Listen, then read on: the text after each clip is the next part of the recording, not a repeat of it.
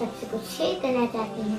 मैंने पूरा तीसरा पारा हिफ्ज़ कर लिया है अल्हम्दुलिल्लाह। मैं आप सबको अपनी रूटीन बताना चाहूँगी। मैं नाश्ता करके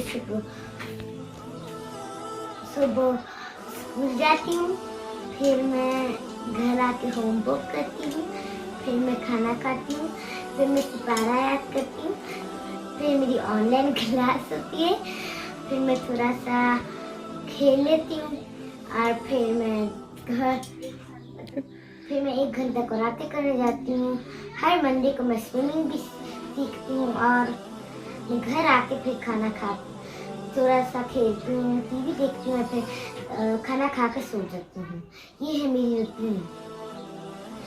अगर आप सब भी मेरी रूटीन यूज़ करके सब कुछ कर सकते हैं। हाँ, आप सब भी पूरा कुरान पाक हिफ्ज़ कर सकते हैं। इसमें कोई मुश्किल नहीं होती, मुझे पढ़ने में मज़ा आता है। अल्लाह ताला आपके और मेरी तौफीक में इजाफ़ा फरमाए। आप सब भी हिफ्ज़ कर सकते हैं। मेरे लिए दुआ करिएगा कि मैं आगे भी हिफ्ज़ कर सकूँ। अल्लाह हाफ़िज़।